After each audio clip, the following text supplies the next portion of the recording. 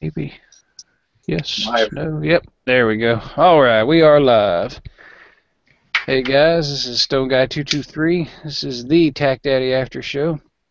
Almost got a full house tonight. Still got a couple of links out waiting for gun websites to jump in here, hopefully.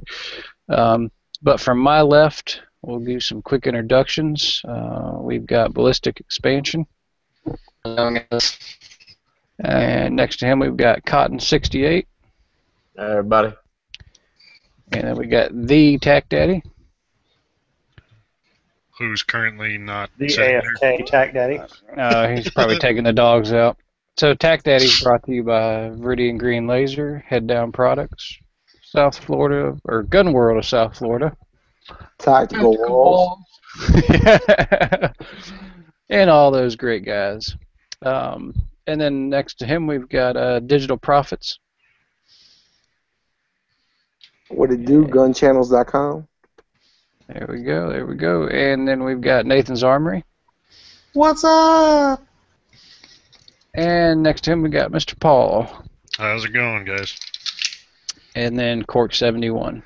Mr. Quark 71, thank you very much. Yeah, All he didn't go right. to Evil Cork School not to be called Mister.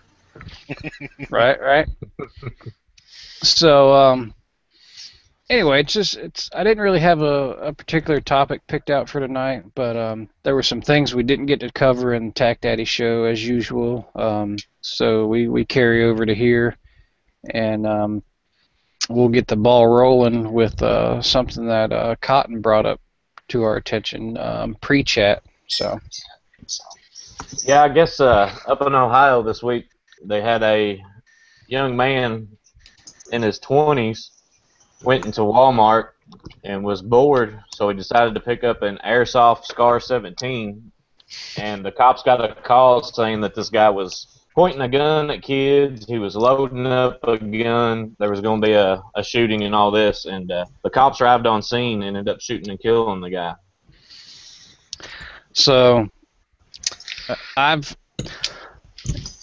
not this particular situation because this is the first I heard of this when Cotton brought it up, but based on other circumstances similar, I just get railed on by people that are constantly like, why the hell cops had to shoot that guy? And the thing that always bugs me is there's so many unknowns, so many variables that play into this whole circumstance, and so I hate to pass judgment strictly based on the headlines of cop shoots kid over airsoft gun.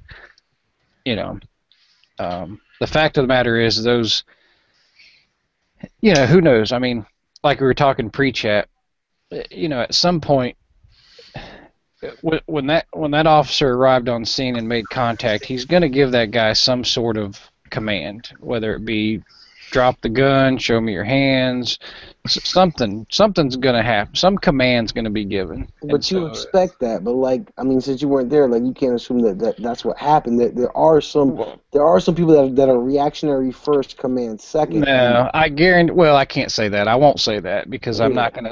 Training guarantee. is different. Yeah, I would say the training. There's a difference between, but that's protocol, and I would bet within, and there again, let me preface this by saying I know there's dirty cops. I know there's shitty cops that abuse their power. I don't think that's on trial here. Let's look at what we know first. The cops were called, so Walmart employees hopefully told them to knock it off. That's my only assumption, is that somebody in Walmart told them to put the merchandise back on the shelf. Now that's if someone in Walmart made contact or knew this was going on, because what do you think the odds are that some soccer mom is the one who had her cell phone out and called? Probably a high percentage of that. Because I doubt the Walmart people are going to call the cops on somebody holding their merchandise. Right, Okay, so guys. Hold on, hang on. Let Paul finish what he was saying. I just wanted to update. It wasn't police. It was actually a security guard. Really? Okay, well that's a whole different ball game if we're not talking about actual. No, that can't be true because I don't. Security. August 4th is the date of the. Security is not armed generally. and generally no private security company. I've seen Walmart. plenty of armed security guards. In a bank, yes, grocery but stores not and Not in a in, fucking Walmart. Walmart. Not a Walmart. yes, A bank, yes. in bad WalMarts there are. Yeah. No. Yeah, This is CBS local police. Man shot, killed by security guard. Is that the Walmart in Ohio? Is that the same story? Looking it up, it's on a whole bunch of different things. I'm just trying to find See, out. there All right. you go. Well, while you look that up, let's address one thing first. Airsoft guns look extremely real, and I can start that because one, we're live, and this is a really good example. And in the pre-chat, when I showed this to the panel, everybody was like, "That's an airsoft gun," because it damn sure doesn't look like an airsoft gun unless you know what you're looking at. But if it was a real 1911, it would have a full-length guide rail. So Actually, the STI Spartan comes with a full-length guide rod. I feel you, but I'm just saying the original 1911s don't. So Right. me being a gun aficionado, I'd call you. I don't know if you're going to be able to see that in the camera, but it's stamped 45 ACP. That's tight. Yeah. So, and this you need 45 AARP, right? Airsoft replica pistol. No, senior citizen round. Hey, I carry 45, and I'm probably younger than you. Oh yeah, here's I found the other one too. There's actually been two of them that are making news. One happened start of August, and one is in Dayton area, Walmart shooting. All right, so we have two different stories from two different areas. One with a security guard, one with I'm gonna assume police, but the one I found that was in Beaver Creek, he was carrying a Crossman BB. Yeah, this is a rifle. pistol. They're showing the pistol for this one. Yeah. Well, those are the Beaver ones that Creek was came a up. rifle. What happened within the last week? So there are two different stories. The one we're talking about is the guy in Walmart with a SCAR replica of a SCAR Airsoft. It was a Crossman though. It was a Crossman something, but it looks like a SCAR 17 from the article that I was reading. right, I know exactly what you're talking about because they're in the Walmart near me. Crossman got in the low-budget airsoft game trying to capitalize on a market that was hot at the time. Well, the article said that Walmart took them out this morning. There's no more SCAR 17s in Walmart, supposedly. Well, okay, so there's one story about in Ohio with with a BB rifle, with a pellet rifle, and then there's a Colorado story in Westminster, Colorado, that had the airsoft gun. Well, here's the thing, though. BB rifle, you're talking about the uninformed bad reporting. Technically, this is a BB gun. It just shoots a plastic BB that's designed for person-on-person games. And then there's the pellet rifles I teach my kids how to shoot with that can kill small animals. Well, in the past week, one guy got killed in Ohio, one guy got killed in Colorado, one by a security guard and one by a cop. So what do you think the likelihood that Walmart's just going to pull all of that stuff off the shelves now? Didn't they already? I remember when Walmart sold shotguns and ARs, so... But those are locked up in a case. These are on the shelves where they can be pulled out. Their muzzle loaders aren't. You can pull everything off the shelf to load and fire a muzzle loader in Walmart, at least the one near me. That's ridiculous. They should keep that stuff secured. They've got muzzle loaders up at my Cabela, and they still got a trigger lock on them. Yeah, there's no lock on the muzzle loaders. Yeah. They don't sell Pyrodex at Walmart, do they, or black powder or anything like that? You can get the pre-done charges. Yeah, they probably sell the 777 pre-gun charges there to go with it. They sell everything to make it work. Yeah, and it's right next to the muzzle loaders. No, Stone, I cannot hear you. That's very irresponsible. It sounds very, very dangerous. Well, and by the way, everything I'm seeing too, it's a BB pellet rifle, so. Look at the picture. It's a SCAR 17. Hold on. I'll tell you what they do at Walmart. The shotgun shell primers to fire the black powder rifles are kept in the locked case with the ammo. Yeah. That's the only component you wouldn't be able to get at. But you could put anything in the barrel and shoot it. I'm gonna say this. So At my Walmart, Airsoft are locked up. Really? Yeah, the BB gun, pellet guns are not. Yeah, the airsoft guns in my Walmart aren't locked up, and neither are the 22 caliber competition style pellet rifles either. My Walmart is within 3 miles of a school, therefore they don't sell ammo. Oh. Mine's within like half a mile of the school, and they do sell ammo. Yeah, mine too. Can y'all hear me now? Yeah, I got you. Still. Yeah. I don't know what the hell happened. Sorry. What that's all right. I guess my internet crashed or I lost sound. But what's the last thing y'all heard, or where were y'all at? Because I completely I was talking and then I realized no one else could hear me. We've been having the most epic after chat of all time. Shit. So where were we at? Did you hear the part I was saying about the fact that he just didn't drop the gun or whatever? We didn't hear any of that. Okay. Yeah, it says he did not comply with them. Of course, it looks like some of these stores are saying he was on the phone or something. I don't know if that's true or not.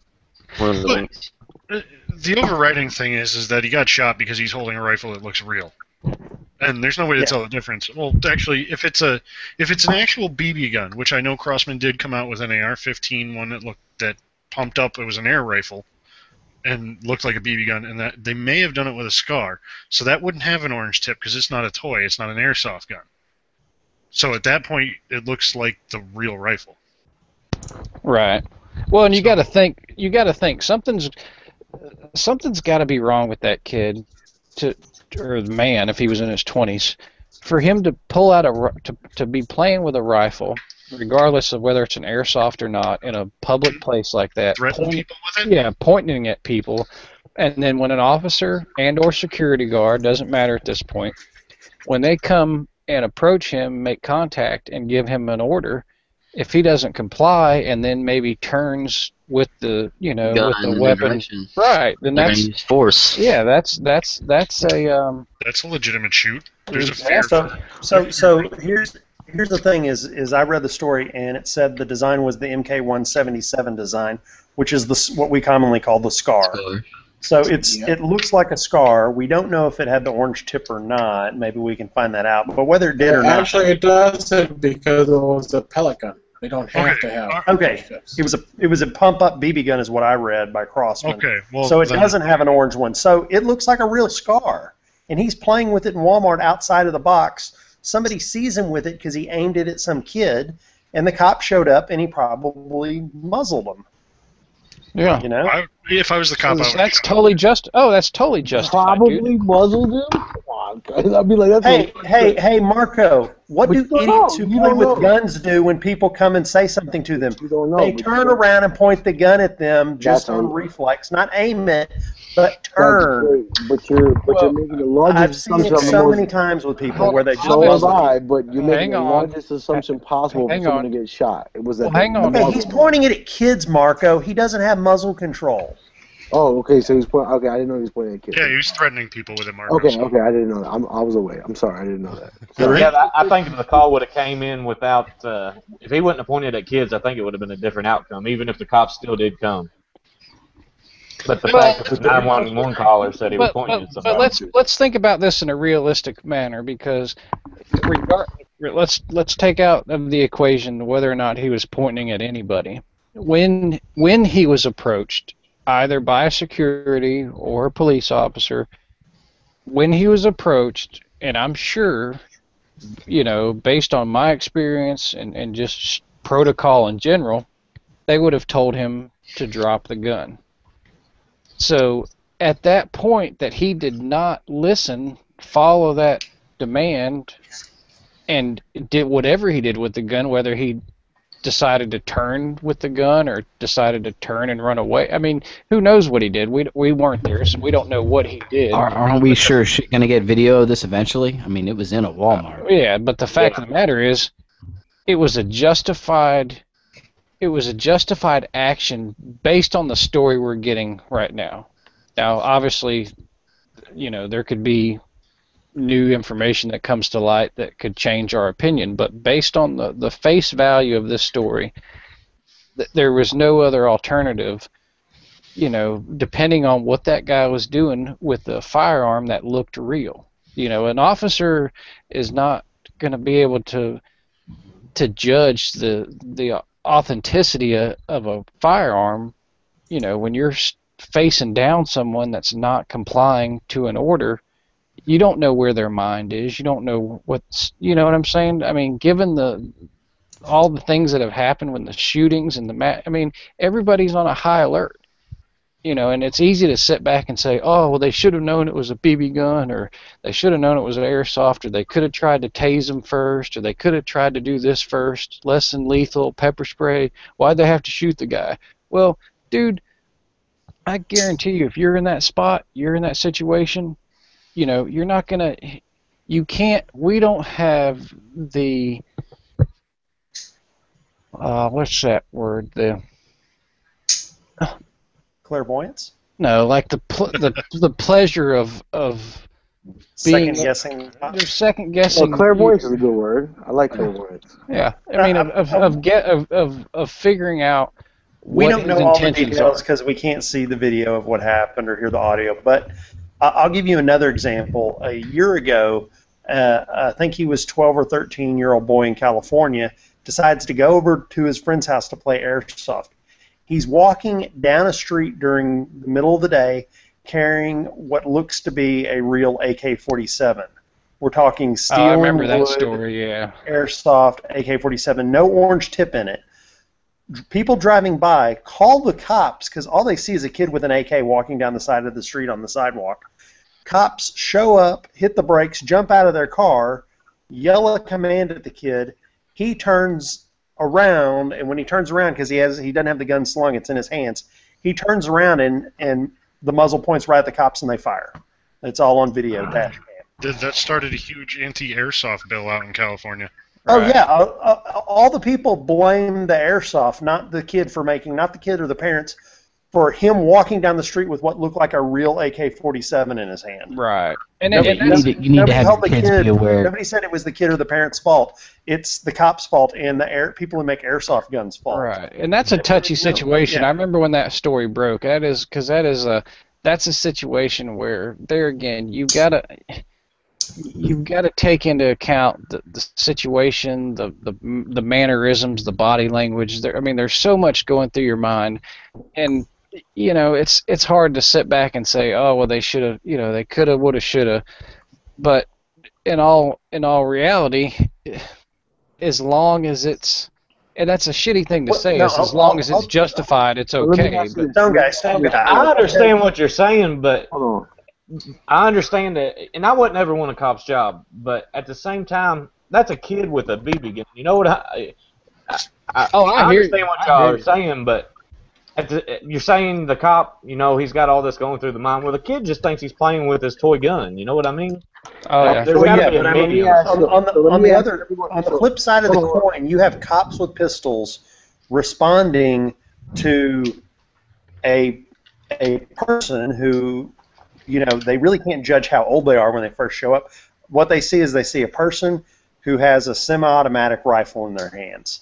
And when that semi-automatic rifle gets aimed in their direction, even if it's held at hip level, the first thing is they're probably having their life flash in front of their eyes going, I'm about to get shot by this guy, and I got to take him before he hits me, because that guy, if it's a real firearm, has the advantage over the cops. Okay, let me ask you. All right. So let me ask specifically this to everyone on the panel who has kids: do you think all of your children's airsoft or BB guns should be painted tip point orange for this purpose? And keep in mind, you might be somebody else, and you might have a 6-foot 15-year-old. Yeah, exactly. Have a 6-foot 15-year-old. And not only that. So parents chime in is what I want. I was going to say. I'm a parent of 2 kids and recently started teaching them how to shoot with a BB rifle. First off, they don't have access. 2, piss poor parenting to let your kid go walking down the street with an airsoft gun, because the first thing you learn playing airsoft is to not take it out in public. Yep. All right, I have 18. You keep it cased up until you're at the field. Well, I have 18 children. I can speak on this for a second. Yeah, go ahead. Go ahead, Tack Daddy. I knew you were Mormon, you son of a bitch. Again, no one answered my question yet. First of all, what was the question? What was the question? The answer to your question, Daddy. the answer to your question is there was a story also recently about gang members purposely painting real guns tips orange in order to somehow confuse police that were rolling up on a scene to think twice. So make that illegal, and therefore it's an illegal act, and therefore we don't have to worry about it anymore. If we make that illegal, we don't have to worry about that. Well, Marco, the problem with that, most of these gang members. We grew up in the 70s and 80s in a day where we used to literally go home from school, go over to dude's house. He had a trunk full of plastic guns. We'd all grab guns. We'd all run around the neighborhood, hide in bushes. I mean, literally from house to house, door to door in suburban America. Mm-hmm. Obviously, that's not something that kids can do like they used to do. Therefore, back to what Sully was saying, if you're teaching your kids responsible gun ownership, whether it's on the toy level, a pellet level, a BB gun, an airsoft level, eventually to the point where they're shooting real bullets, they should absolutely understand that walking down the street with an uncased weapon is not a smart move. Nah, it is still okay. In this America, in any America, it is still okay to let your little kids go play cat guns in the front of your yard. I don't give a shit. This is America. This kid wasn't in his front yard. This kid was walking down a public street where multiple people saw and called. It's a different circumstance. That's you walking to your friend's house. That's still. I mean, that's. But also, that AK-47 from Airsoft. Well, one, it wouldn't even fit in a backpack. They don't. So once again, so the question is, should every airsoft be painted orange? No, and I say that even knowing all the facts of this and playing airsoft. No, teach your kids right. That's the answer. Yeah, I mean, hey, guess where my airsoft guns are? They're in my gun safe with my real ones. You know why? Because I don't want them getting stolen, and they cost almost as much as some of my real guns. But also, I don't want my kids shooting their eyes out. What if you don't own real guns and you still buy your kid an airsoft gun because it's at Walmart? Lock it in a closet. Restriction on kids getting airsoft. Should that be something? This thing in California was definitely poor parenting. I mean, not teaching the kid not to walk down the street with that in his hands. And the parents, again, you read what they said about the scenario. They take no ownership of any of it. They point the fingers at everyone else but the kid or themselves. Well, hold on. Let's get this out there. First off, the one we're talking about now, we're talking about the guy in Walmart. He wasn't a kid. He was 22 years old. Now, obviously, the older story with the kid, the actual kid in California, that was... Yeah, I mean that's a touchy situation. I'm torn between that. I think that could have been handled a little different, in my opinion. But now the one, the most recent Walmart. This is a 22-year-old. This is not a kid, and who's to say? I mean, someone in the chat put something like, if the cops would have had any sense, they would have known that he would have known that a kid wouldn't have a scar in the middle of Walmart, and I think that's a horrible assumption. I mean, first of all, if he wasn't a kid, and I mean, who's to assume that just because he's inside a Walmart, he wouldn't have a real firearm? I think the 911 call plays a lot into what happened in that situation, because they were called and said, "Hey, this guy's got a gun, pointing at people, and he's loading it up in the store." Right. If I was a cop, the info they got is they think they're responding to an active shooter situation. So they're in a hurry to get to that shooter before he can harm many people. But another thing is, let's think about this. Let's think about this scenario. You're in a Walmart. You have a BB gun out that's not in the box it was in, and you're messing with it. You're trying to load it. You're trying to do all this stuff with it. This guy, he either had just horrible lack of common sense, or he must have been on something, because this is not intelligent behavior at all. This is not what normal people do. I don't walk into a Walmart and pick up the BB guns and take them out of the boxes and start jacking with them. It's very bad etiquette. Yeah, that's to say the least. Well, it's coming from Ohio, too. Well, and who knows? I just want to say this one thing, Stone Guy, because it just came to me. This is really just natural selection at work, and a lot of people in America have a problem with natural selection. But this is natural selection at work. This is Darwinism. So the cops should go there and take this guy out because he's stupid? Is that what you're saying? Yeah, I definitely don't want to condone Yes. that kind of shit because Yes. that's No, because then at the end of the day, if your bottom argument is stupidity equals your death, that is a horrible fucking argument for you to fucking make. It makes you a horrible human being. Marco, you have to understand. 100 years ago and before, stupidity did mean you were dead. It's only nowadays that we keep stupid people alive. That's because People have a way of finding an early death. That's a fact. Whether it's now or whether it was 100 years ago. Had the jungle gym so that they don't kill Such an themselves. archaic way of thinking. This is before tigers were behind bars and unable to come and eat your face if you were too stupid to stay away from them. So now the fact of the matter is, I mean, you can use this as a benchmark for two things. You know, A would be the fact that these you could look at it a couple different ways. You could say, all right, well these BB guns, pellet guns / airsoft guns are being made too realistic. They should be made like Nerf guns, all bright, basically polymer plastic bodies. They're orange and yellow, and there's no way they could be mistaken for a genuine, authentic firearm. Or we could say, like you said, the parental aspect, just with that kid in California. Or you could say, you could blame the officer, you could blame the security guard or law enforcement and say they should be trained better to identify a toy. I mean, what do you do? Stone. There's another thing here, real quick, Sally. Sorry, is think about the sequence of events. Okay, kids in a store pulls out the guns. Someone goes on alert. That means that someone notified either a manager or personnel, whatever. They started going up to the chain where they picked up the phone and called police. Now either police are on scene or they're close by enough that they're now going to pull up and get debriefed. They're not going to just run in the store. They're going to meet someone from the Walmart at the store. Shouldn't they have coordinated with the security camera people, with the people that are in there doing security at some point? Yeah, this guy is, A, yes, he's shooting real bullets, or B, no, it's just a kid that's waving around a gun. We've been watching him on security for the 2-3 minutes. Well, yeah. So I'm going to disagree. There? Someone put it.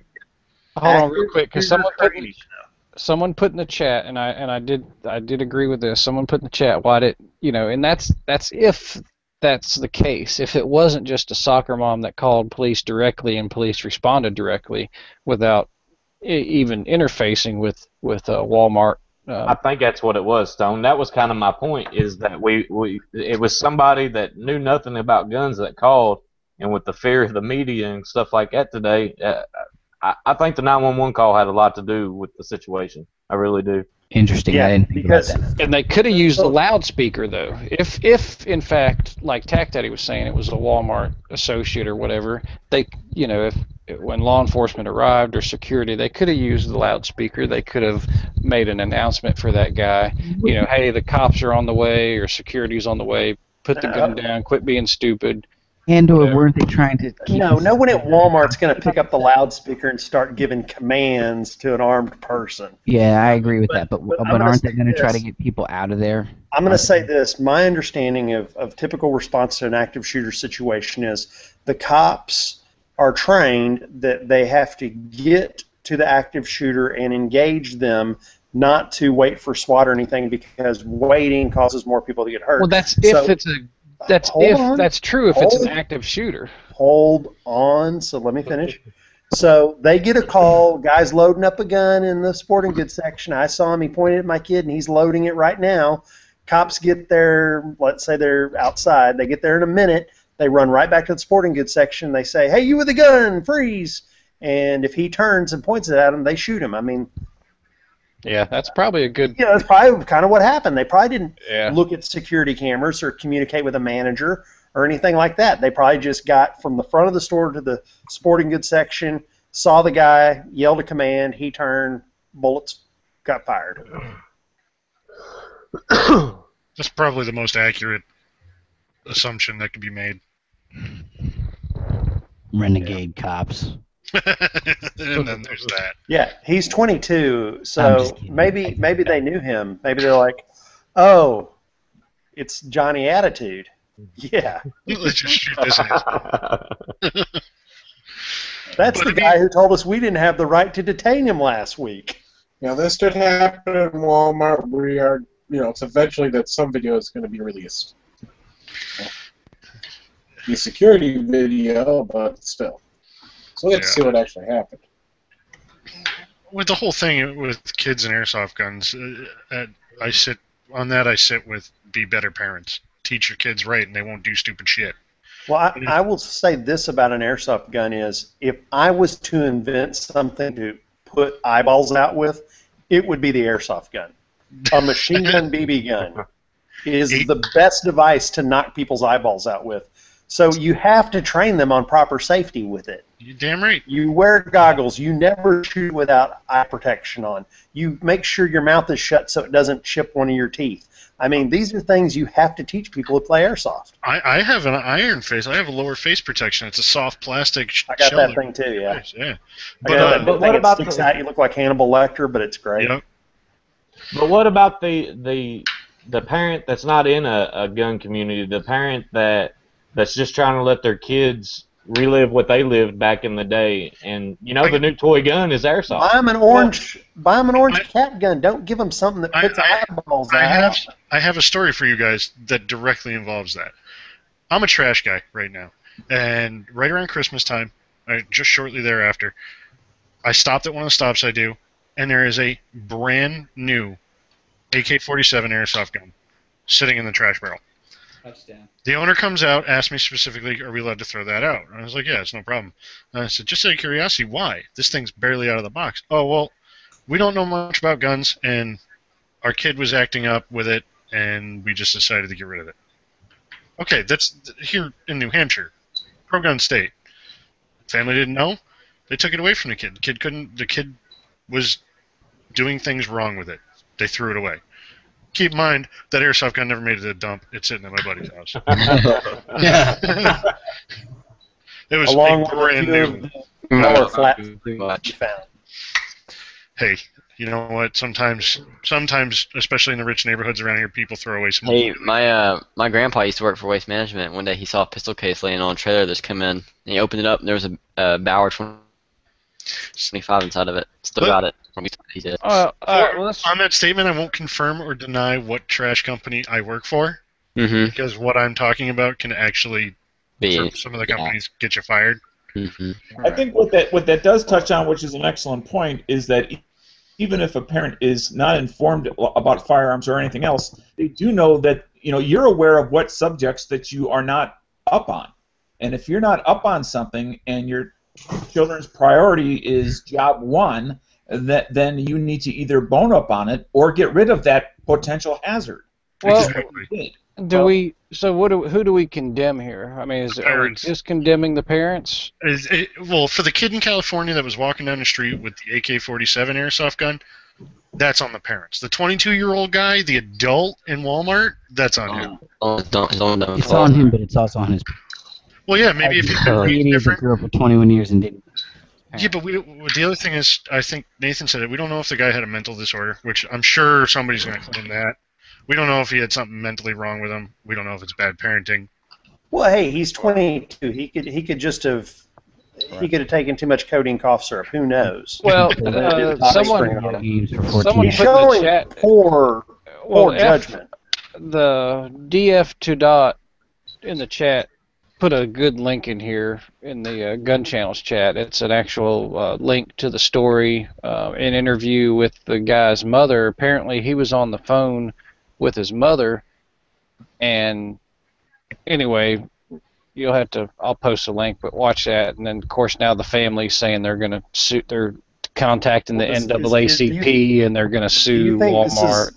But if he's on the phone with his mother, do you think this is a suicide by cop attempt?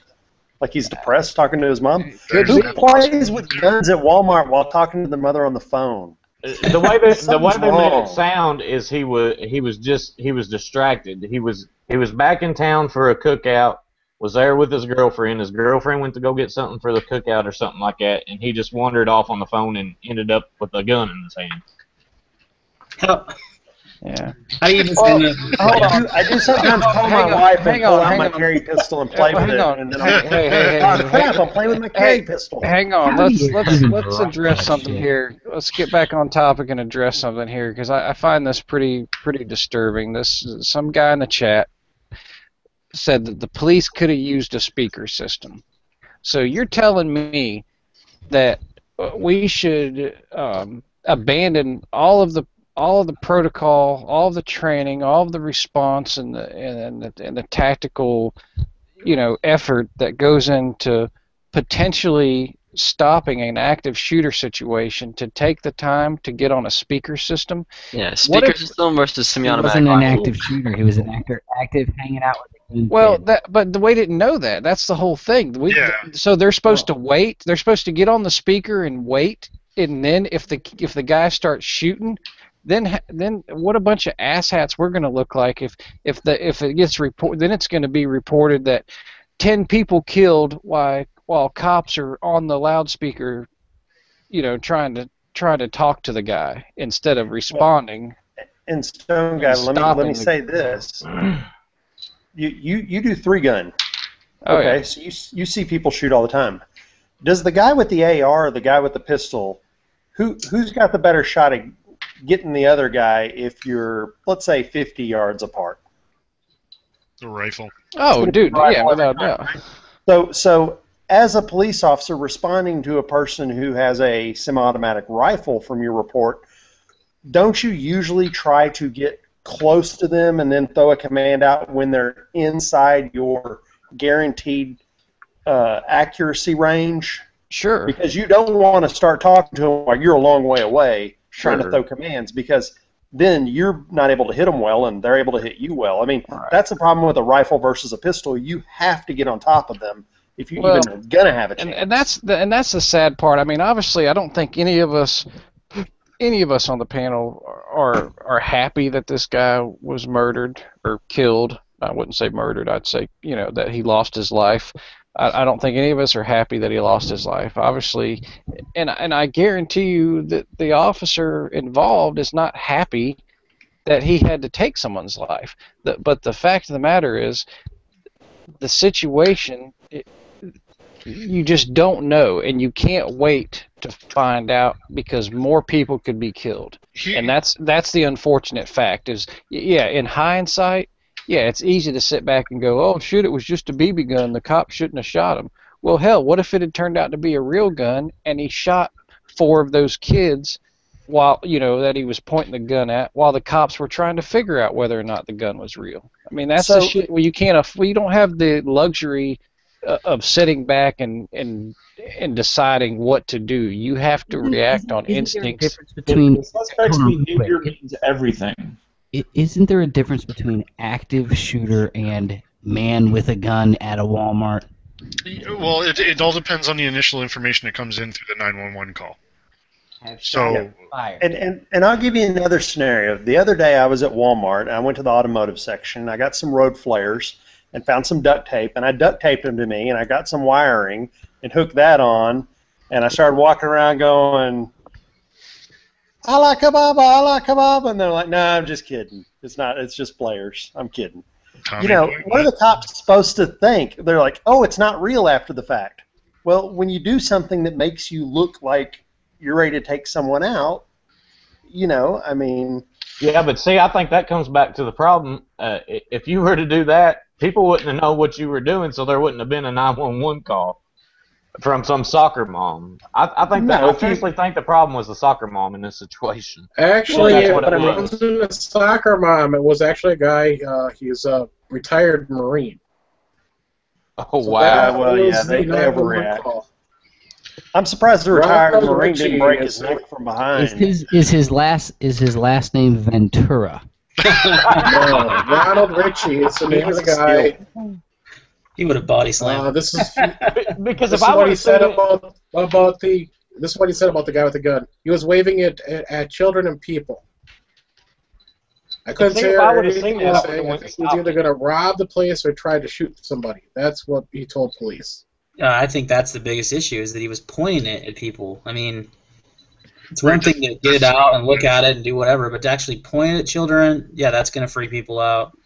And regardless, I mean, the 911 call does make sense, Cotton. I think you're right there that, it was overreacted, or not overreacted, but, they didn't know what they were looking at, didn't know that was a fake gun. But as soon as you start pointing at people, that's where it becomes hysteria and where people react the way they do, and then cops come, and, that's the end of the story.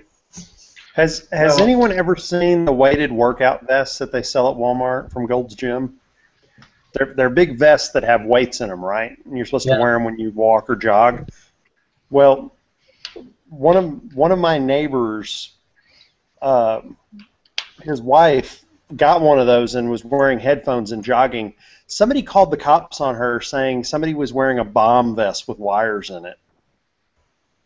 And the cops literally came and stopped her, and then we're like, she's running in a weighted vest.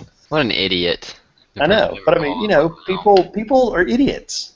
God. And they're giving cops bad info, but when the cop shows up and a guy is holding something that looks like a scar, what are they supposed to think? Oh, yeah, definitely. Well, here's my issue with this whole thing and why I'm even bothering to talk about it.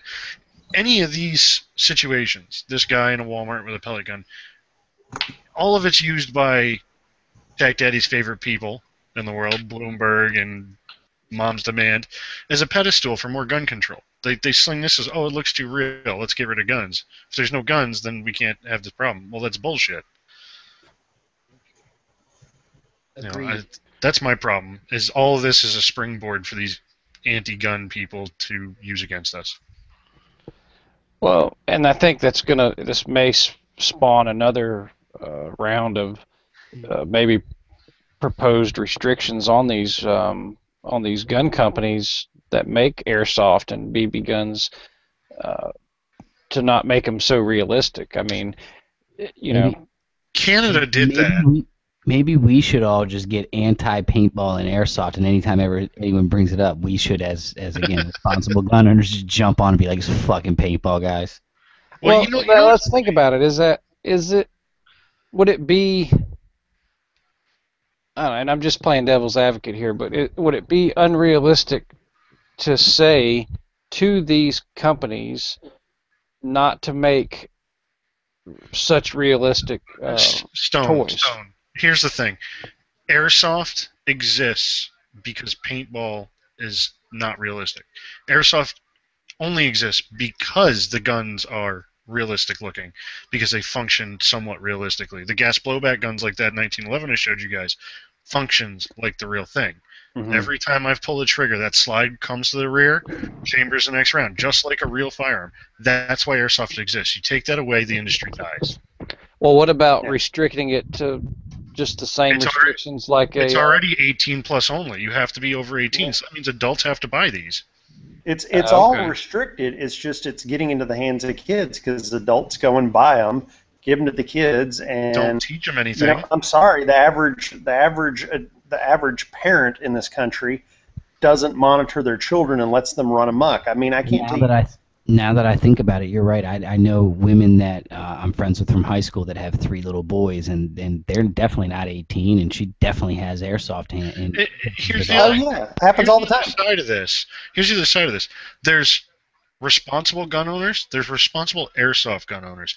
The responsible airsoft gun owners who take their 10-year-old, their 12-year-old kids to the airsoft field and teach them how to play properly are not the kids walking down the street who get shot by the cops for carrying an AK-47.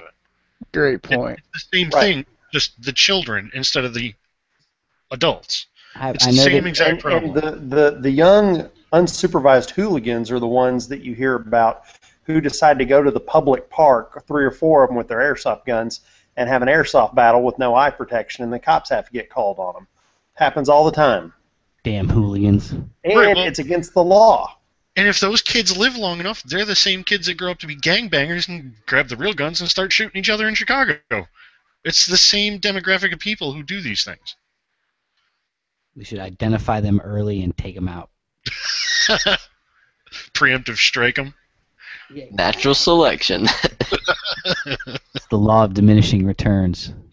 I don't know if that what I just said puts it in a little bit better perspective for the people who don't know anything about airsoft, the people watching all of us right now having this conversation.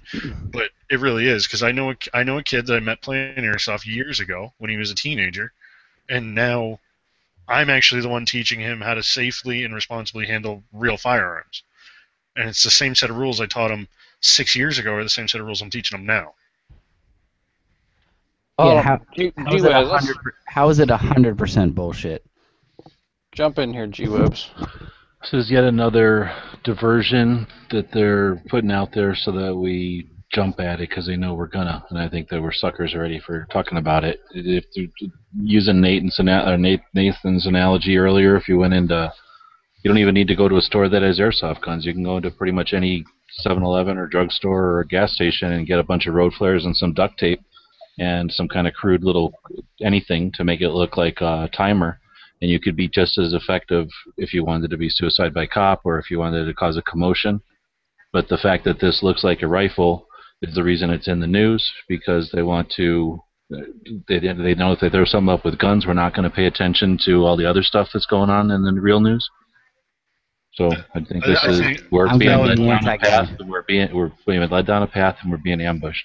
I say, if this was an issue, then where's the outrage about airsoft the other 364 days of the year? Well, this is one guy who did a bad thing with an airsoft gun. So the real story is a bad guy did a bad thing. Hold on, because I still stay up on the legislation as far as airsoft guns, which California, per usual, leads the way.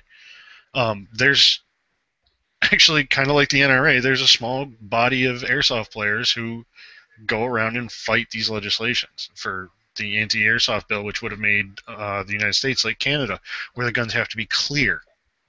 They can't have black on them. But it also killed most of the industry in Canada. So, I mean, yeah, we got baited into talking about it, but it really is, like I said earlier, a springboard to gun control.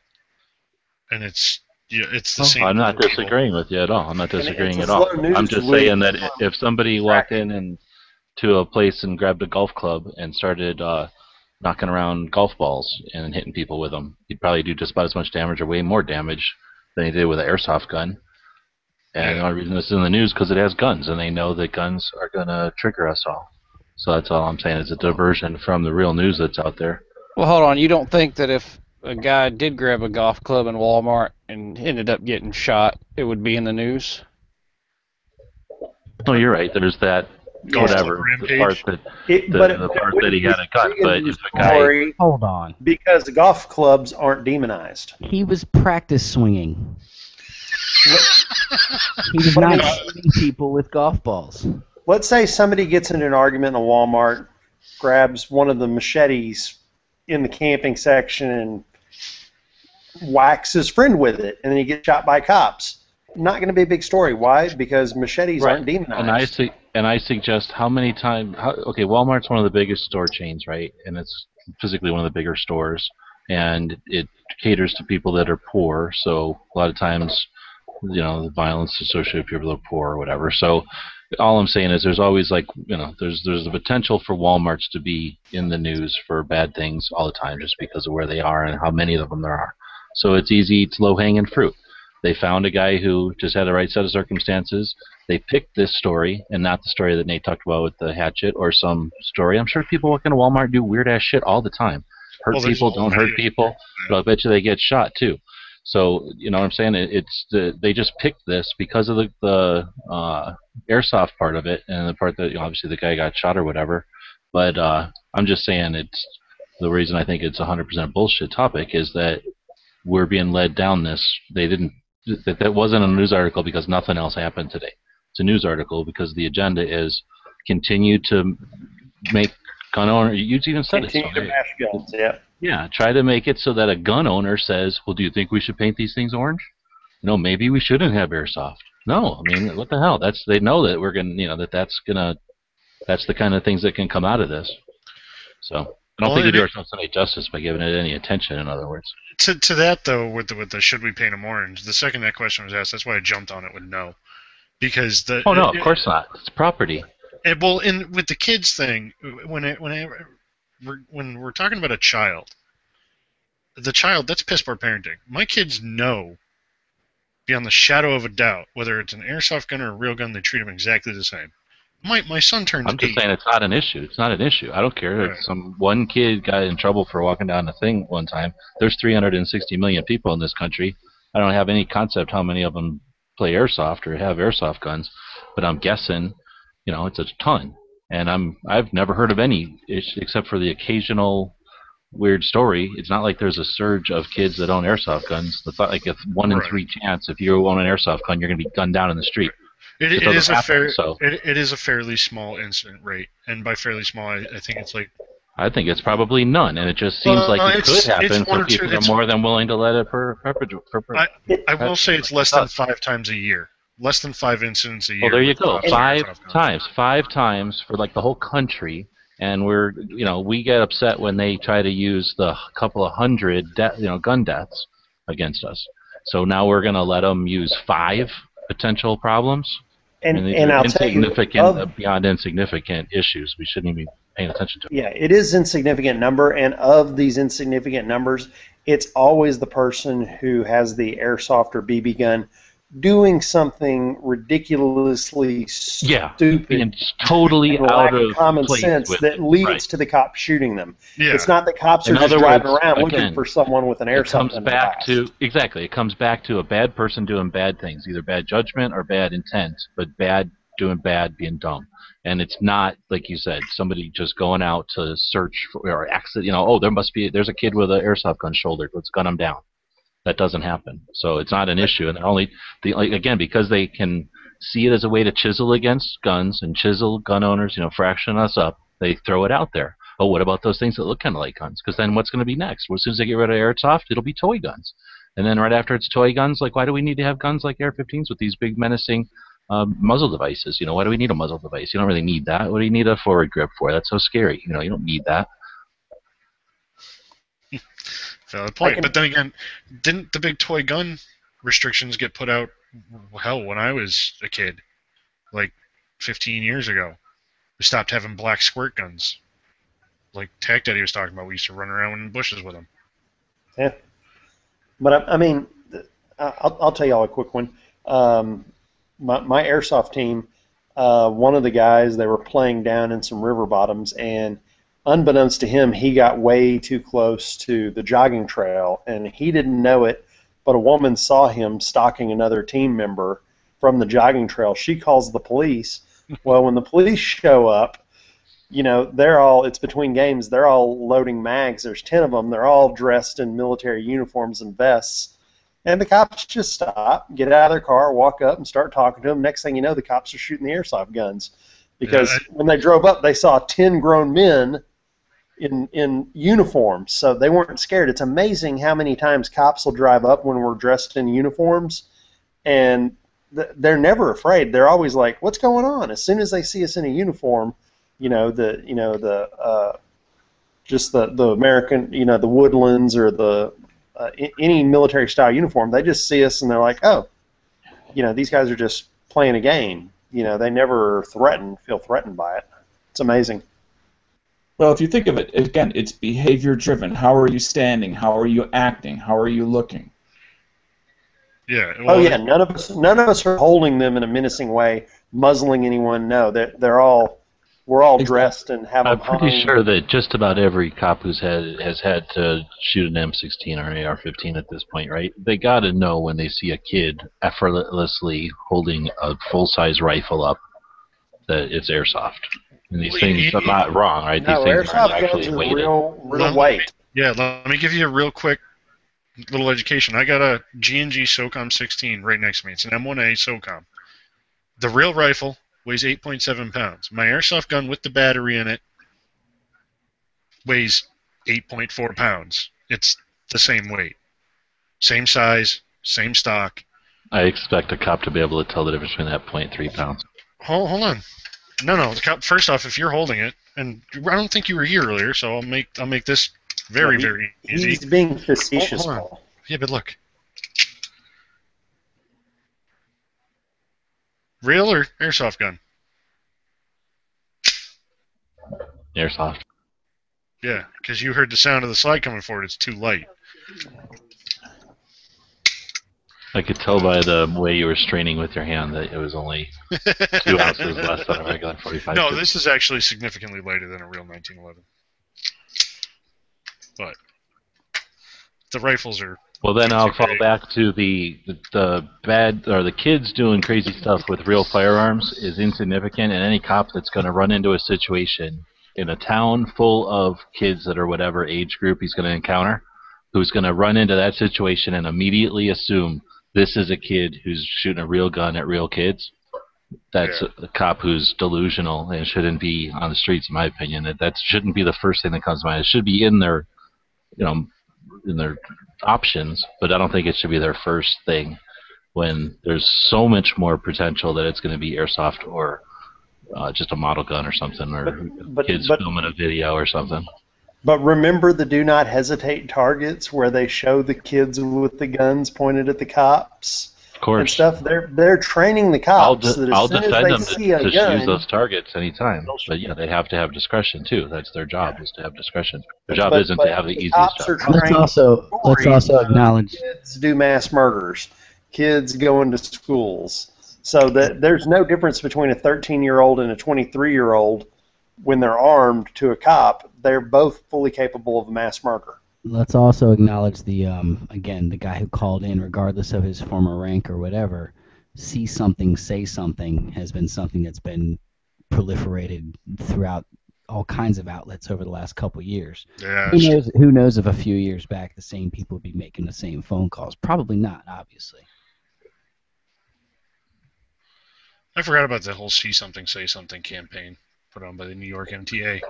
Well, I saw a Tech Daddy live chat earlier, so I might as well say something on Facebook about it then. Exactly. So that's okay. It's when you just automatically go from protect and serve to, seek and destroy.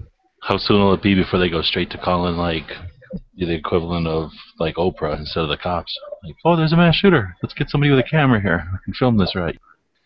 That doesn't already happen? No. Probably when there's cash involved. Actually, it probably does. I mean, somebody calls, $100 to the first person that gets us there. Well, look at Sandy Hook and how horribly misreported that was for the first 12 hours, or continuing. Oh yeah, they got a script. Anytime a shooting happens, they like pull out the classic shooter script, and then we'll not even apologize later when it's completely wrong. Exactly. Just start out with an M16. It was used to slaughter, and then we can always edit it from there. Well, remember, before 2000, it was always AK-47 is what LAPD said. Even if it was a Tech 9 or a fucking shotgun, it was an AK-47.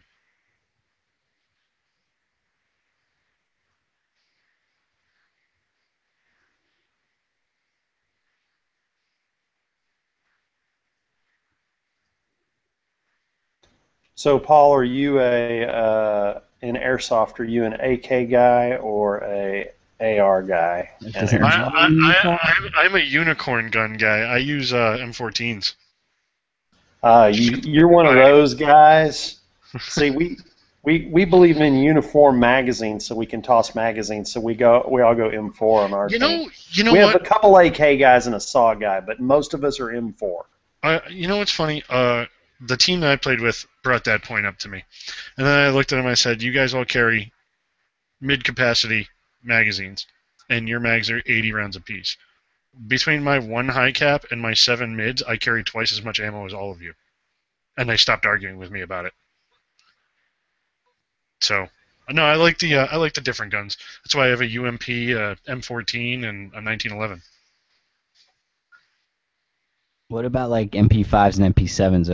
Do those shoot as far as they're okay? The MP7, if you get a gas blowback one, they're amazing.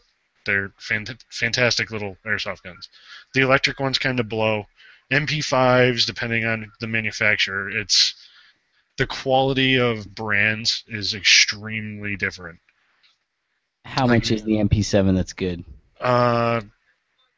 Who made that? Was that KWA? $500? Yeah, probably $400 or $500. $400. But it's extremely high quality. Hey, Paul, have you ever played the game called Down Pilot? Yep, I actually the last game I played before I stopped playing, I was the down pilot, so I had my 1911, and that was it. So what Down Pilot is, guys, is if you have, let's say, 10 guys, but you only have 9 rifles, you give one guy a pistol, and he's the down pilot. You have to get out of enemy territory. It sucks.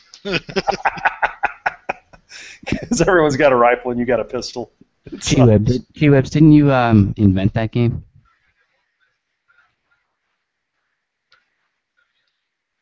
I thought I heard he invented a bunch of the Airsoft games. Didn't you invent that game? That probably was originated from a G-Webs video at some point. No, the Airsoft game that I found to be the most fun was 2 vs. the World. Mm. You got 2 guys that are on a team, and every single other person out there is trying to kill them. I never played that one. We played Zombie a lot. Just make sure you don't play it on your front yard. Yeah, don't do that. That's a bad idea. Yeah. I have a feeling I'm going to get into this Airsoft thing and just literally become Superman. Tack, I will tell you this. Airsoft is one of the best ways to practice. Like, outside of going into training and doing simunition, it is the second best way to train to shoot people. Because you're shooting at each other. It's great. I was going to ask. It hurts. What's worse, playing Airsoft or paintball? The problem with paintball is it's just not very realistic scenarios and places. Airsoft, it's usually you play it either in the woods or inside buildings. Mm-hmm. And paintball, you rarely do that. Yeah, and, we used to play paintball. We used to play in the woods, and that was pretty much it. Yeah, really the best Airsoft games are the ones where you go and play in buildings and play indoors where they've taken all the glass out, or you go to a military base and play in their mount sites. That is exhilarating, clearing room after room, throwing grenades in. That is just freaking awesome. Hey, you gotta be pretty close. Grenades? Well. Oh yeah, dude! I got some tornado grenades. Those are great, man.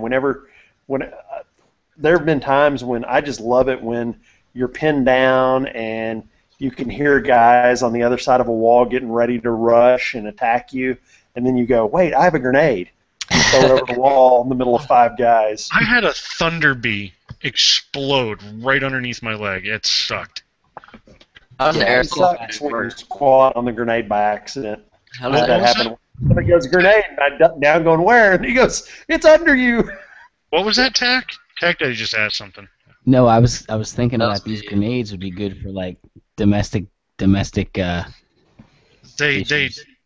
idea of a tornado airsoft grenade stems from an actual less than lethal grenade. So what is it?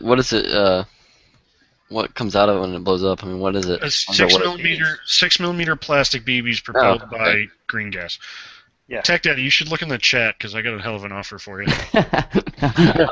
That's like that. The reason they call it a tornado grenade is you just stuff about 200 BBs in it and you pressurize it with gas, and when you pull the pin and throw it, and the spoon comes off, 2 seconds later, when it releases all the BBs, it forces it in a spinning motion, so it throws them like a spinning water sprinkler. It throws them about 20 feet.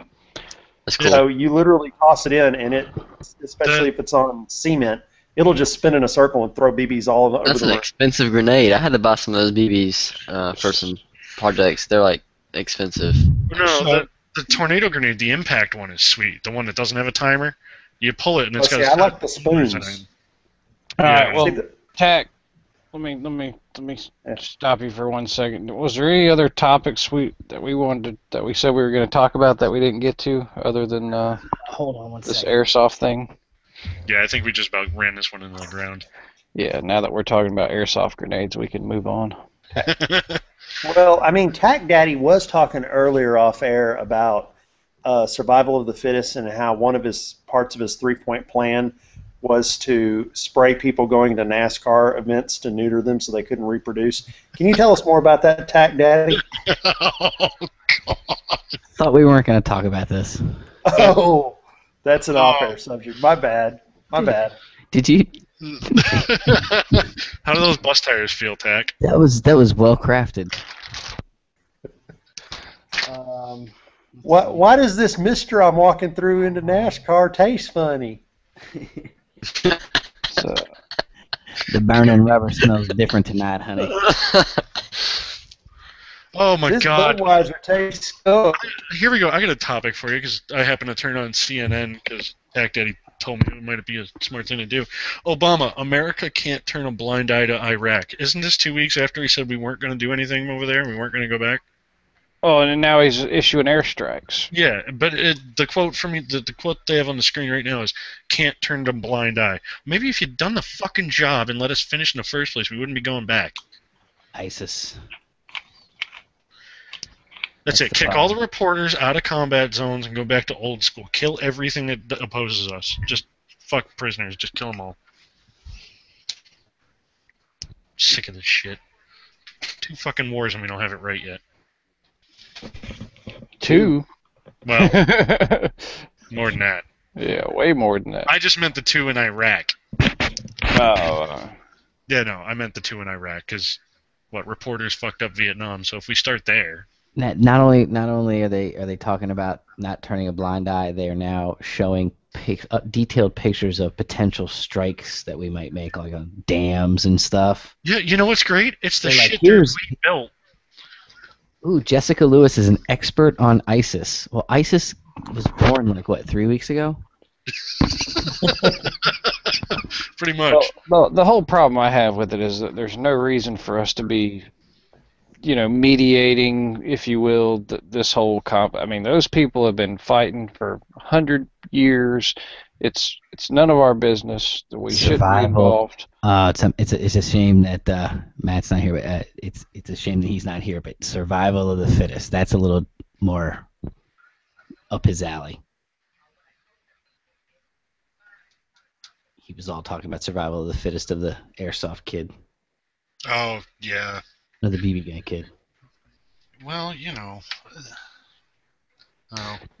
gonna do? That's another topic, and I'll probably piss a lot of people off with my opinions on that one. So I'm gonna leave that one alone tonight. We keep people alive way too long. Oh, you talking about like death row people? Well, no, not even death row. I'm talking like old people. Like if you've had 7 heart attacks, you probably should have died by now. And I just lost my grandfather a year and a half ago. 5 heart attacks in. He probably should have died after the second one. But 5 heart attacks. Yes, I'm not. I wish I was kidding. 5 heart attacks. Finally, the last one got him. The highest increase in insurance, car insurance, health insurance, life insurance, is all based upon the fact that we're living 20 years longer than we did, let's say, 50 years ago. And that's a tremendous cost in society. It's a huge cost. That's why Social Security's supposedly running out. Your retirement age is not kept up with the inflation of how long people live. 5,000 people turn 62 every day. Well, here's the problem, though. People used to die at 70. Now they're not dying till 90. Well, the other thing about the whole population thing, not only just in our country, but just the world population, is the fact that we have cured so many diseases and things that used to keep the world population kind of in check. Now we're at over 8 billion people worldwide. And so is that why you shipped Ebola to your house in Atlanta, Georgia? That's what I'm saying. Our world can't sustain that. Yeah, and survival of the fittest. That's not scientific. My grandmother was born in 1918, had polio in 1929, lived to be 86 years old. Just because things did kill us back in the day doesn't mean that they were there to regulate the population. According to that logic, saber-toothed tigers were there to regulate the population. Yeah. Snakes.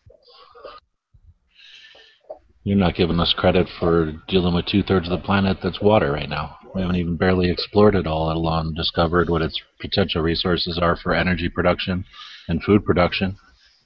We have floating cities in Japan. We have those peninsulas that they make in, where is it, in the Middle East? Isn't New York City essentially Dubai, man-made? yeah. Yeah, where they have those really nice houses and stuff. So desalinization, aquaculture, whatever it's called, aquaculture, wave energy. There's no limit on potential, because there might be a limit on potential if you only look backwards and go, oh, well, according to the old ways of doing things, then sure, we always had a strain on shit. But guess what? We had a strain on shit when we were using horse-drawn carriages too. Well, we can't get as big as the whole country with horse-drawn carriages. Well, so we invented a steam engine, and we started getting across the whole country real quick. And then we said cars were better, and we made cars. So think about selling us short to say that we're gonna max out on population. Plus, we have the moon and Mars and everything else. We're selling ourselves short to say that we have too many people. It's a easy way out, and it's a lazy way out, and it's a non-humane way out, in my opinion. If we need more food, let's just figure out more ways to make food or better ways to make our food more efficiently. But so you don't agree with Paul and just kill the old people?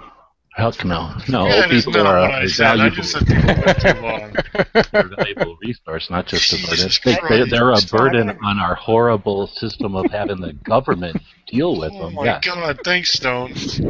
I'm gonna totally agree with G-Webs that old people are a valuable resource. They can be turned into fertilizer to grow more food for the young people. Whatever, unless something is fundamentally changed. Two individuals have children, and they have that finite amount of parents. Those children have a finite amount of parents and a finite amount of grandparents. We've changed the family structure a little bit, but you don't end up with 16 grandparents very often. You know what I'm saying? So it's not like the real situation has changed. All that's changed is our way of dealing with families.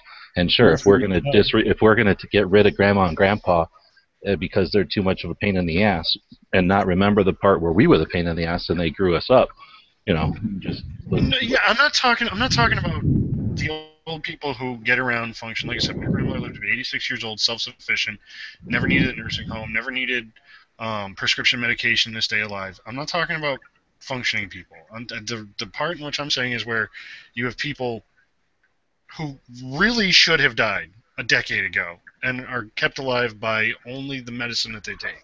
Yeah, they're kept alive by medicine and innovation, right? And then that kind of medicine and innovation, that kind of working with people who should have already died, is what makes it breakthroughs like antibiotics and cures for diseases. So every time that you say that we shouldn't be dealing with these old people, then how do you innovate? If you don't have old people around to keep alive, how do you figure out how to keep the human race alive longer?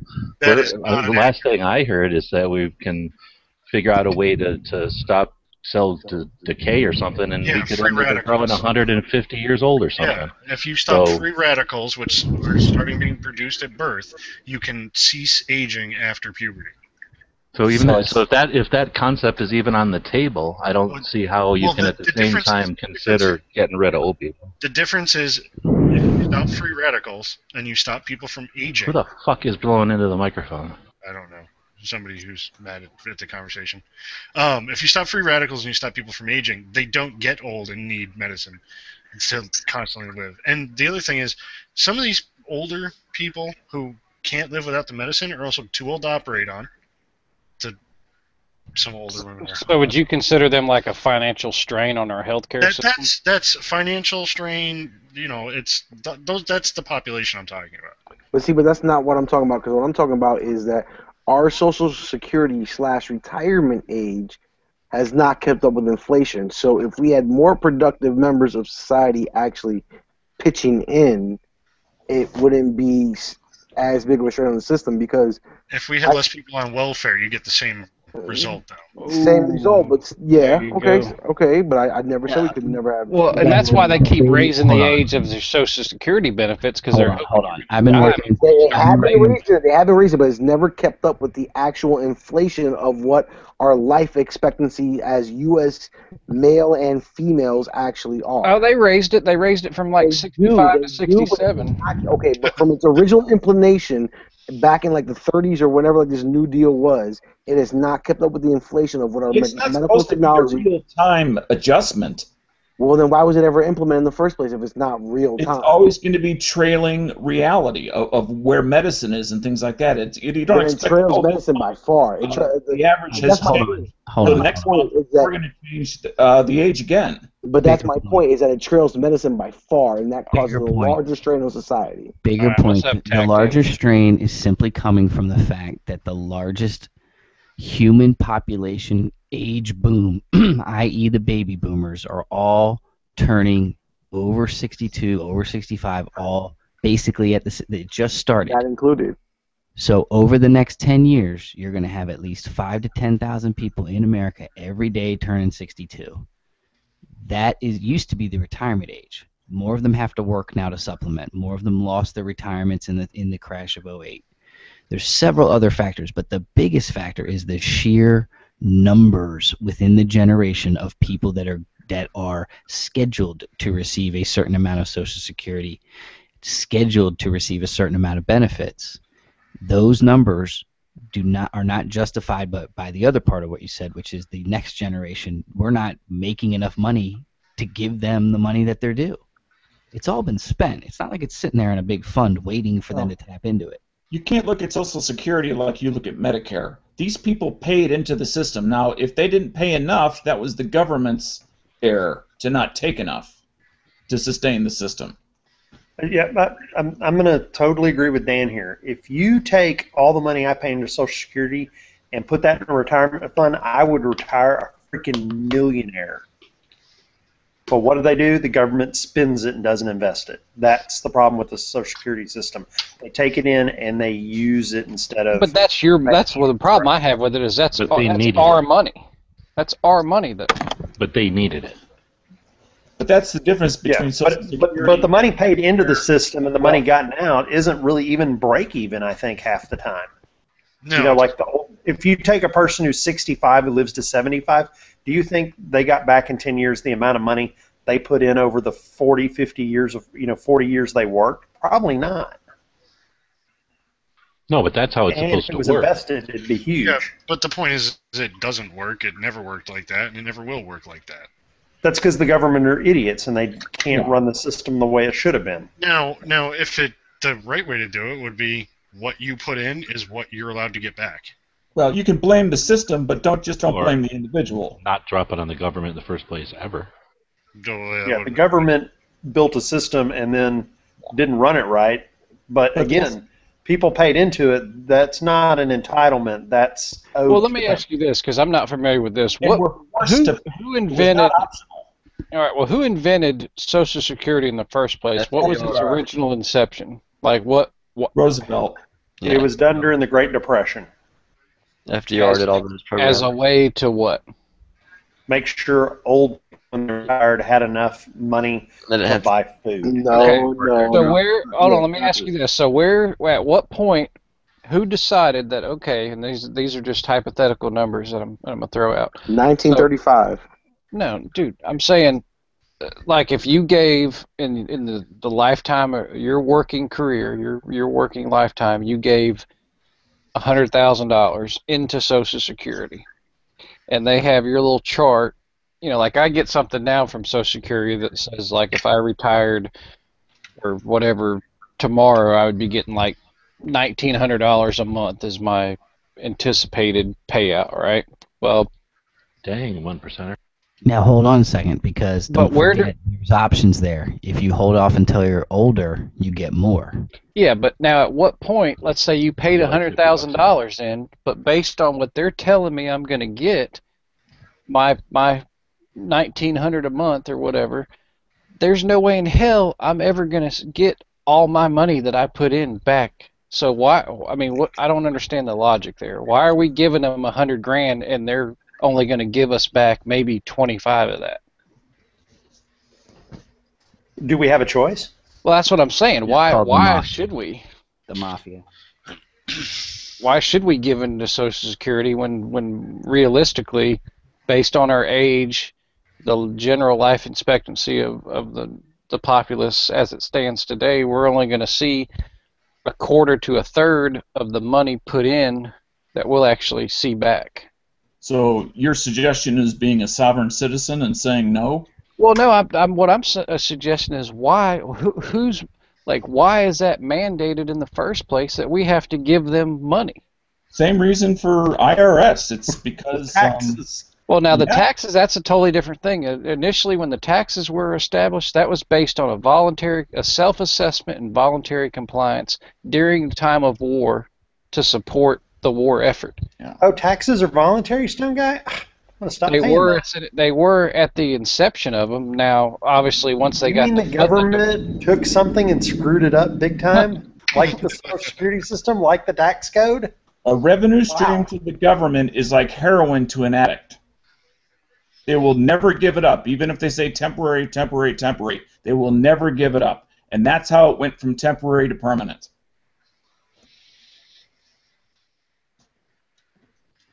But again, of all the Social Security, people calling it, rich Republican people calling it an entitlement is total BS. It's not an entitlement. It's a taxation and a screw job that people pay into. And and here's the thing is there's people who live on government money all their life and then get Social Security on top of it when they get old enough. So that's a screw job in itself because I'm paying for their Social Security. That's why I'm only getting a third to half of it back, is because I'm paying people who didn't pay into it. Now, there's a part of Social Security that I don't understand, and I'm going to go into Social Security disability just for a moment.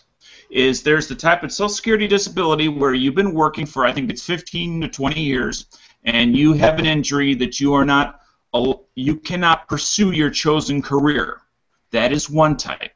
And then another type, which has nothing to do with how many years that you've worked, is that you have some sort of mental disability, which then enables you for Social Security disability.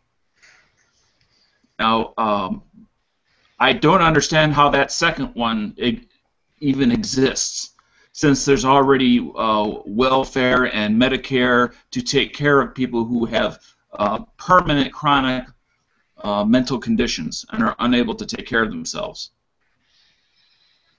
It's just something a bunch of politicians wrote in, man. But people roll in the Social Security disability as if everybody is abusing it. And yes, there's a lot of abuse. But somebody who's been paying into the system for a couple of decades, gets hurt, cannot continue their chosen profession, at least publicly, when not necessarily in these chats, but in the common media, is thrown into the same bucket as the people who are abusing the system as, oh, I've been depressed all my life, and oh, I'm too depressed to work forever.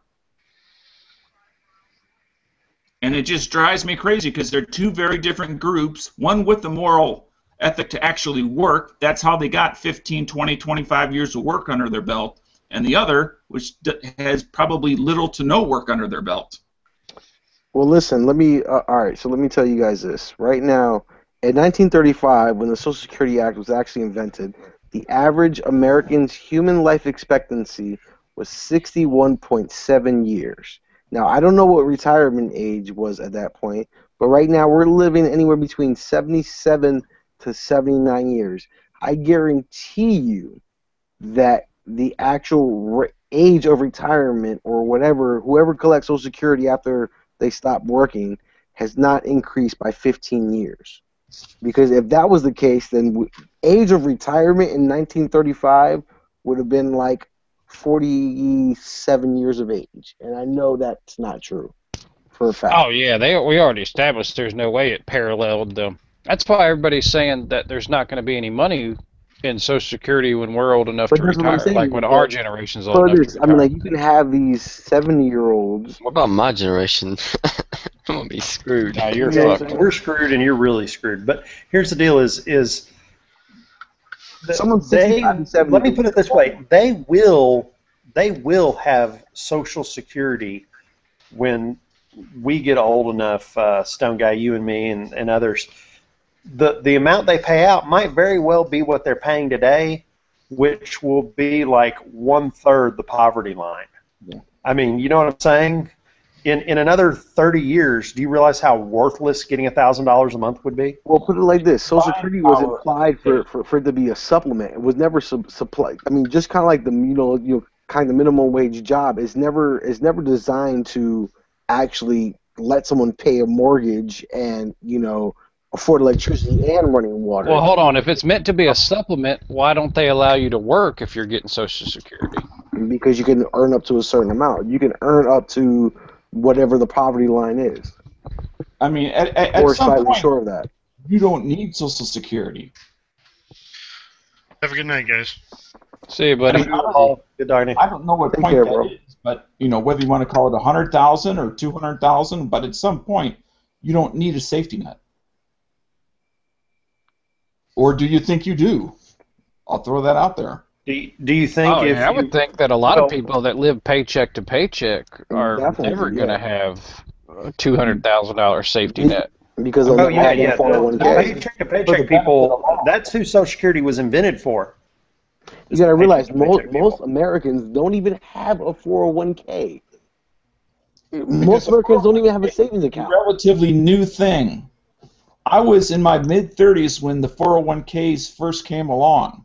But Dano, pensions, but companies that you worked for 30 years used to give you a pension. Only large corporations did that, Nathan. Most people don't work for large corporations, so the vast majority of Americans did not have pensions as an option. But you got to realize 40% of Americans don't even have a savings account. So start with that fact. Start with that, and then figure out. You mean overtaxed U.S. citizens that can't save because they barely make enough beyond taxes to? No, I mean the ones that get criticized for carrying their long guns openly.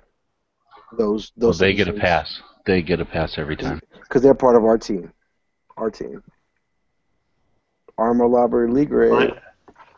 I am a golden cowboy. My investments are gold and guns. Unfortunately, I'm kind of poor, so my gold is brass. I invested in shoes.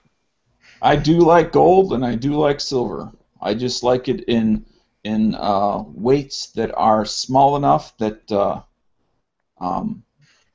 could be used for other things. You walk up with a full ounce and you want to buy a week's worth of food. Obviously, they'll give it to you, and you just got ripped.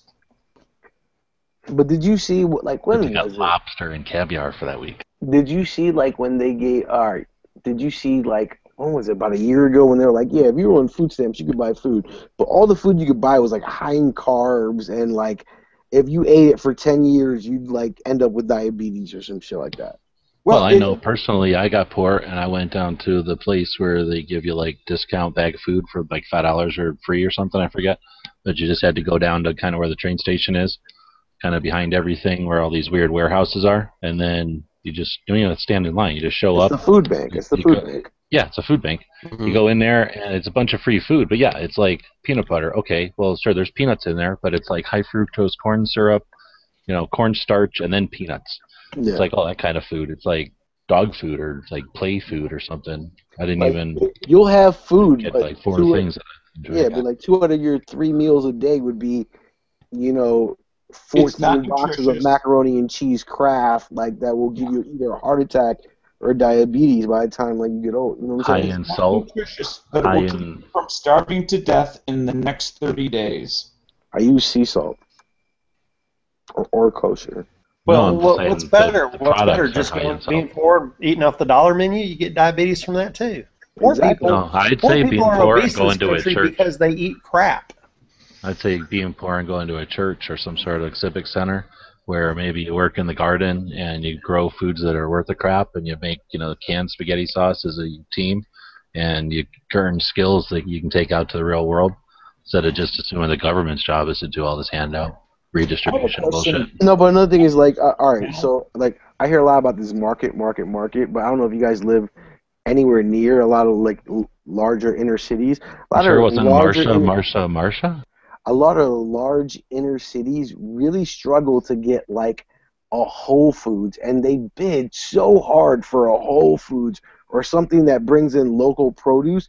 It's really hard to get something in a major city that's either organic or, I mean, like, that goes to, like, the highest hold bidder. on. It's hard to get organic food into a city with all the congestion and traffic. That stuff is perishable, so it has a finite lifespan. It's going to cost a ton of money. So what you need is a bunch of people that are interested in buying it, not just interested in the theoretical concept that it should be available. That stuff rots immediately, and you just spend a premium to have a bunch of really nice, high-end, compost.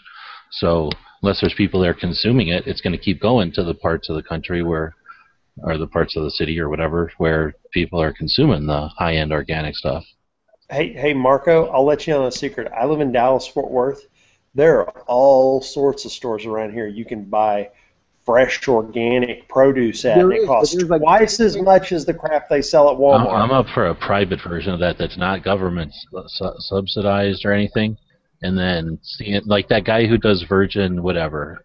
Is it airplanes or is it telephones or is it records or whatever that guy does? Yeah, he was entrepreneurial, right? He's sort of like Ted Turner, right? He goes out and does things that make money. He's a capitalist. So if somebody like that gave a shit and started doing it, then I would be all down for it. But I don't like laying it on government. It doesn't say life, liberty, pursuit of happiness, and then also we'll make sure that there's fancy roads or fences or whatever they do. I have a question for the full panel here, and I kind of threw it in the side chat. But for those of you that are familiar with the CCA that was started by Roosevelt back in the 30s, I believe. It might have been the 20s, but I thought it was the 30s. CCC. Yeah. The Conservation Corps of America. And instead of just being given a check, these people would be given work to do and then earn a check. And then also earn some basic skills along the way that some would apply to general life and some maybe too specialized. But what do you think of maybe updating that program to our modern economy and possibly maybe just as a trial program, starting that in maybe half a dozen cities as a trial program? It makes it hard to get out on your own and start a side business like drug dealing. I mean, that really jacks with. They had something like it back in the day. You could either, instead of joining the military, right? Was it under Clinton that you could join the something else, and it was sort of like that.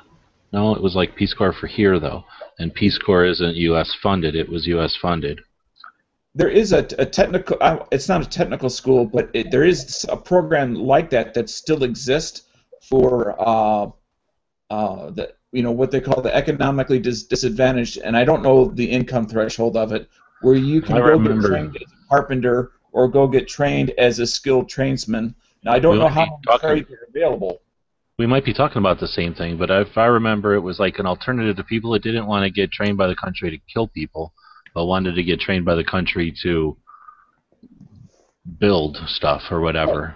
And then they could, and basically they would pay for their skills, and then in return you wouldn't volunteer. You would, just the same way that when you join the military, they give you the GI Bill or whatever. It was supposedly like that, right? You would get trained by them, the government, and then you would owe the government some time, and it was 2-4 years, just like an enlistment in the military, I thought.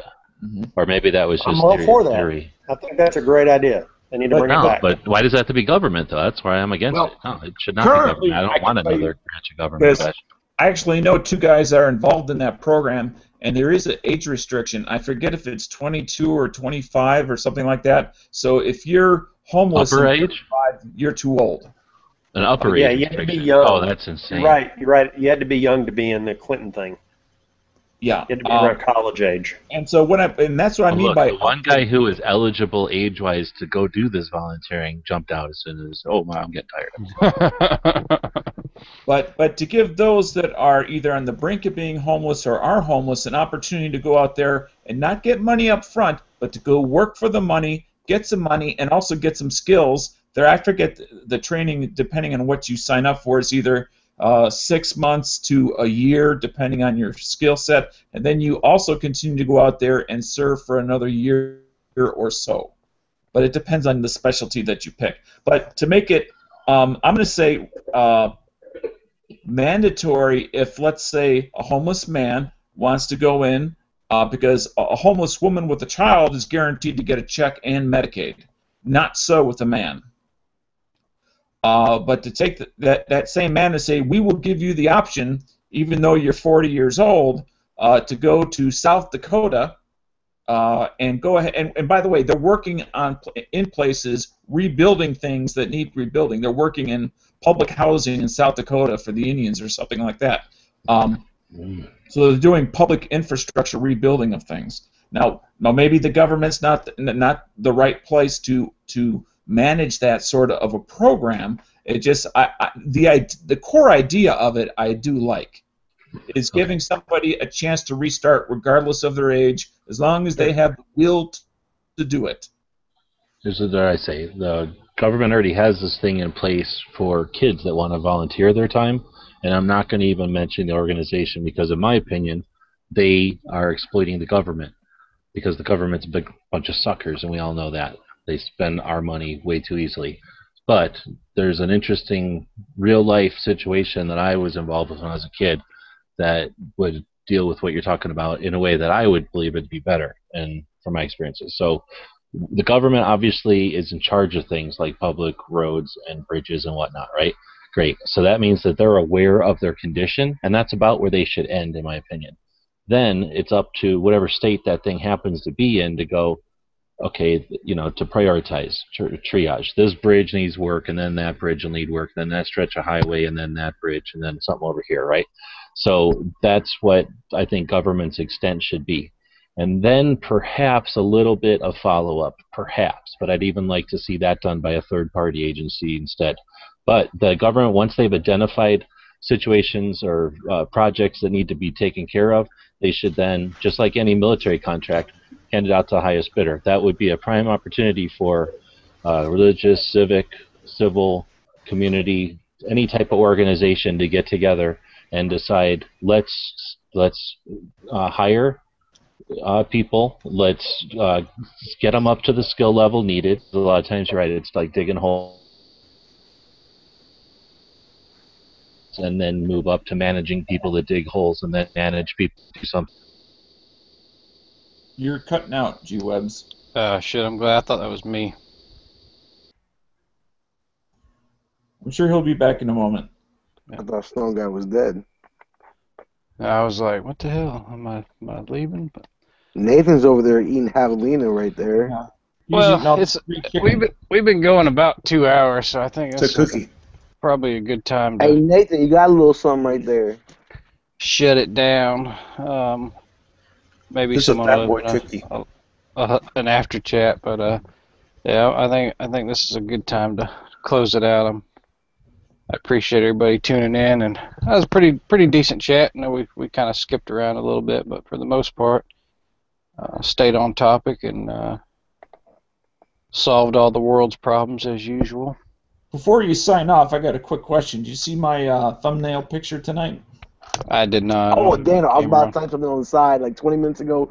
Your thumbnail is super tight. I like your span cam because it's all in English, even though, like, for a lot of AK collectors that is super awkward and super weird. I like the fact that what the fuck it says in English, and your AK looks super tight, bro. Big props to you.